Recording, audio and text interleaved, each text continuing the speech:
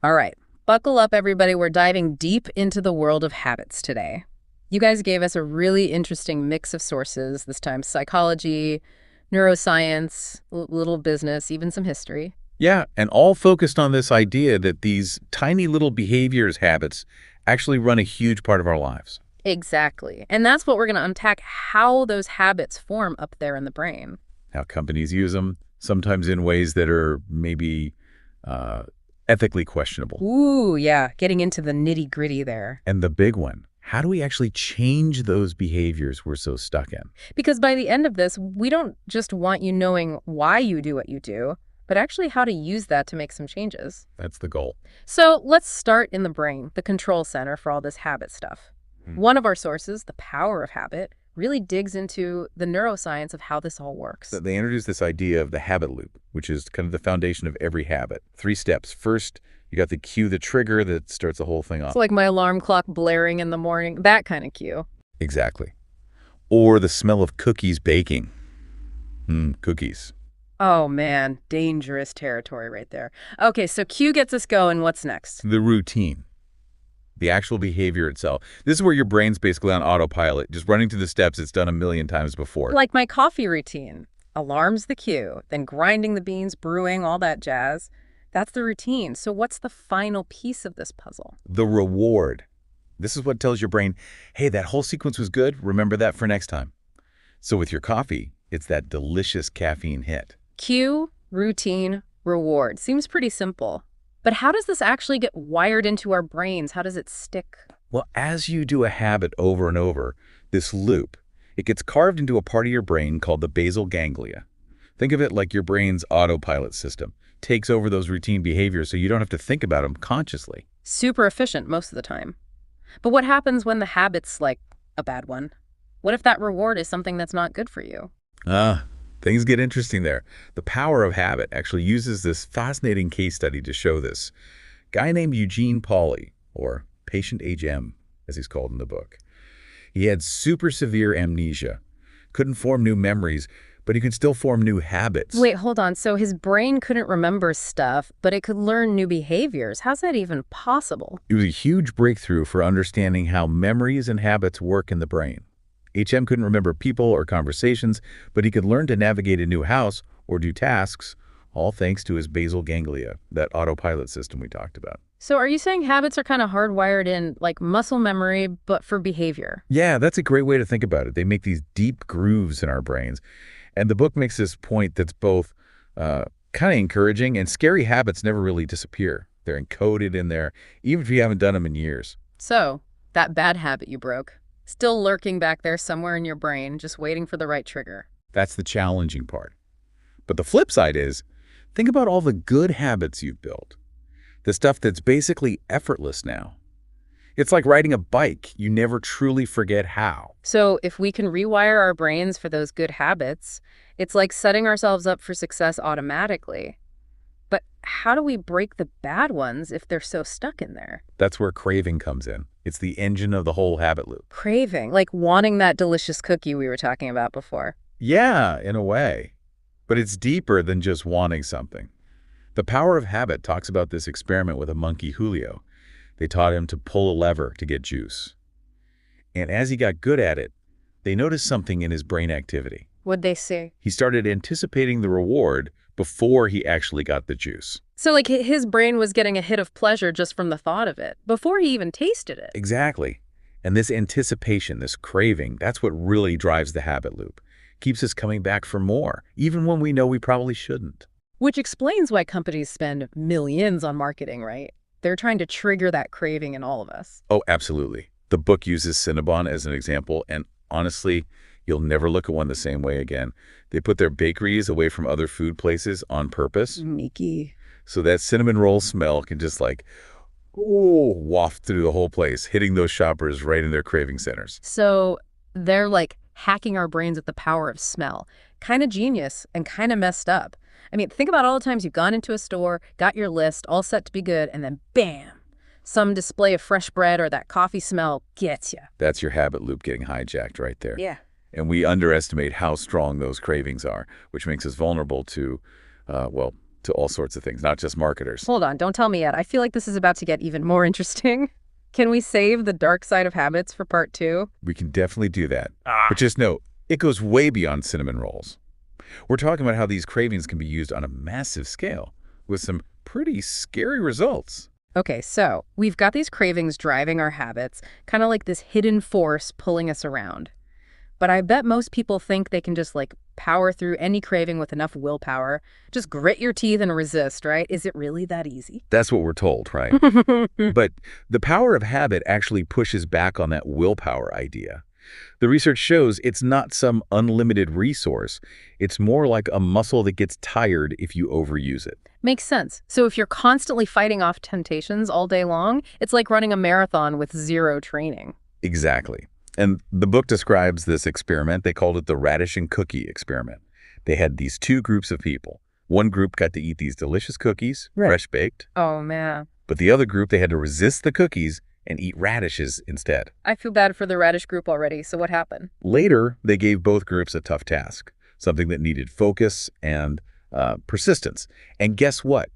The radish eaters, the ones who'd already used up their willpower fighting off those cookies, they were way more likely to give up on the hard task. So basically, resisting that donut in the morning could make you more likely to, snap at your coworker later on, or just lose your patience more easily. That's the idea. Our willpower gets drained by all sorts of things, decisions, temptations, stress, even just trying to focus on boring stuff. It adds up. Okay, so willpower alone isn't the answer. What does work when you're trying to change these deep-rooted habits? The power of habit suggests that real change often happens at what they call inflection points. These moments of crisis or upheaval that kind of shake up our routines and force us to rethink things. So when a big life event, good or bad, kind of throws everything up in the air and makes you reevaluate stuff. Exactly. It could be a new job, health scare, even something like, a global pandemic. Yeah. Those disruptions, even though they're hard, they can create this opportunity to break free from old patterns and start fresh. Like hitting the reset button, even if it's just for a little bit. So are there examples of this happening on a larger scale, not just with individuals? Oh, yeah, for sure. The book tells this story about Tony Dungy. He was this legendary NFL coach. He took the Tampa Bay Buccaneers, a team that was known for losing, and turned them into champions. And you know how he did it? Tell me. He changed their habits. He realized their ingrained habits were holding them back, especially those automatic reactions on the field.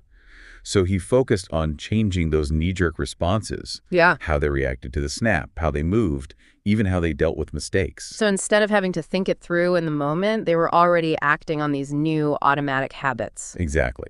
And the book makes the point that this works for all of us, not just football players. When we're trying to break a bad habit or build a good one, focusing on building new routines, not just willpower, is key. Got it. So figure out those cues and rewards, try different routines, have a plan. But you mentioned belief earlier, too. How does that fit in? Good catch. That's super important, especially when we're talking about big changes like addictions. The book looks at Alcoholics Anonymous. And it's not just about swapping one habit for another. It's about a shift in your mindset, your beliefs. So it's not enough to just want to change. You got to actually believe it's possible. That's a huge part of it. The power of habit talks about the power of belonging. Finding a group that supports your new habits and reinforces that belief that you can change. That shared struggle, the support, it makes all the difference. And that feeling of belonging, like you're part of something bigger, probably gives more meaning to the change, too. Definitely. It's not just the mechanics of changing a behavior. It's about that deeper why. But speaking of deep, remember that dark side of habits we mentioned? Oh, yeah. Spill the beans. What do you mean by that? Well, as good as habits can be, they can also be used in not so good ways. And the power of habit gets into this. It looks at how some industries, especially gambling, are masters at using the habit loop for profit. This is where it gets a little creepy, right? I've always been kind of fascinated by the psychology of gambling. What makes people risk so much, even losing everything? Well, think about slot machines, those things in casinos. They're like the perfect example of how the habit loop can be messed with. Pulling the levers, the cue, the lights and sounds of the routine, and every so often you get a payout, no matter how small. That's the reward that keeps you going. But the odds are always stacked against you, right? In pretty much every casino game. Absolutely. But that doesn't stop people. And the book explains how slots and other games, they're designed to give you tons of what they call near misses. Near misses. What are those? It's when you almost win. Like the symbols on the slot machine almost line up, or you just miss out on the big prize. And those near misses, they actually trigger a surge of dopamine in your brain. That's the chemical linked to pleasure and reward. Hold on. So even when you're losing, your brain's getting tricked into feeling good. No wonder people get addicted. It's powerful stuff. And this constant stream of near misses keeps people playing, putting money in, even when they logically know they're probably going to lose. That's messed up. It makes you wonder, how much responsibility do these companies have when they're using our brains against us like that? It's a tough question. And the book brings up this really sad story about a woman, Angie Bachman. She lost millions to gambling. Started small, but those little habits turned into something she couldn't control. That's a reminder of how strong these forces are. And it's not just gambling, right? Nope. Think about social media, that endless scrolling, the notifications, those feeds designed to keep you hooked. It's all built on the habit loop, using our need for connection, validation, all that stuff. Kind of scary when you think about it. So if these forces are always at play, how do we protect ourselves? Is it even possible? That's the big question. And I think the power of habit gives us some clues. But before we get into that, I want to shift gears a bit. Let's look at how habits can be used for good, not just for individuals, but for organizations, even whole societies. Okay, I'm definitely ready for some good news after all that. Let's hear it. Okay, so we've seen how habits work in our brains, how those cravings can be used against us. But I'm glad we're shifting gears now because I need some positivity. You were saying that the power of habit looks at how habits can be forces for good too, right? Yeah, that's actually one of the coolest parts. It takes those personal habits we've been talking about and connects them to habits on a much bigger scale, like the habits of organizations, even whole societies. So are you saying that like people, organizations can have these routines and patterns too, and those can be good or bad? Exactly. Think about those bureaucratic messes you hear about. Paperwork, meetings that go nowhere, people resisting change. Those are often signs of bad organizational habits. The book uses this example from the U.S. government's hospital building program back after World War II. What happened with that? Well, they got into this habit of just throwing money at building new hospitals, even if the communities didn't really need them.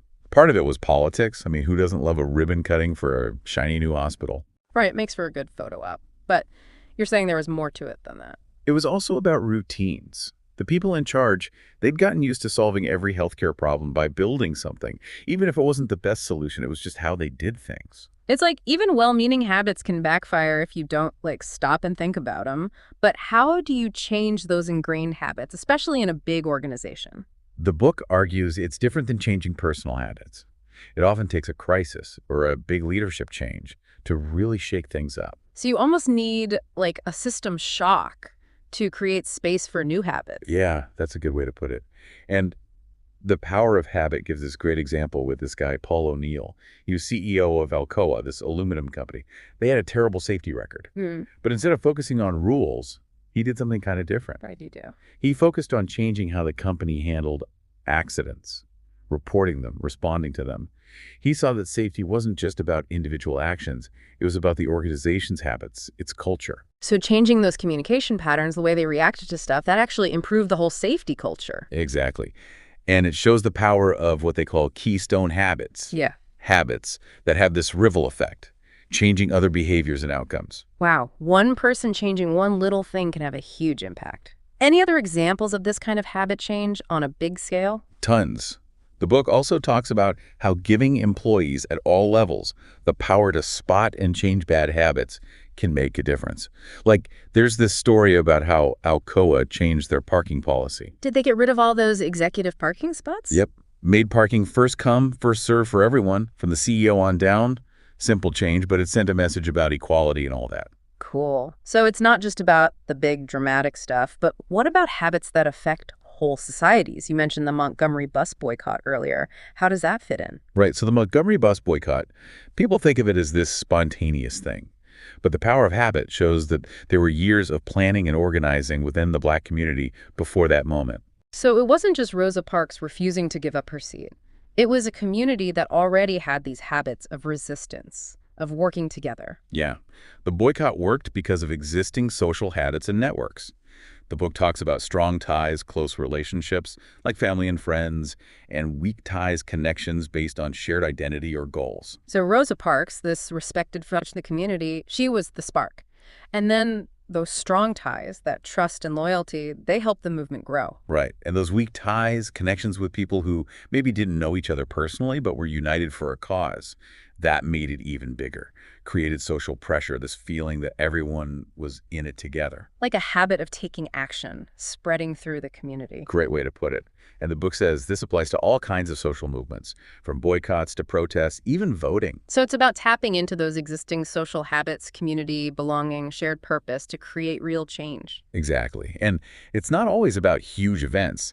The power of habit shows how small shifts in social habits can lead to big changes over time, too. Got any examples of that? Yeah, like Rick Warren, the pastor of Saddleback Church. He used small group meetings to build community and belonging, making church participation a habit, not just a decision.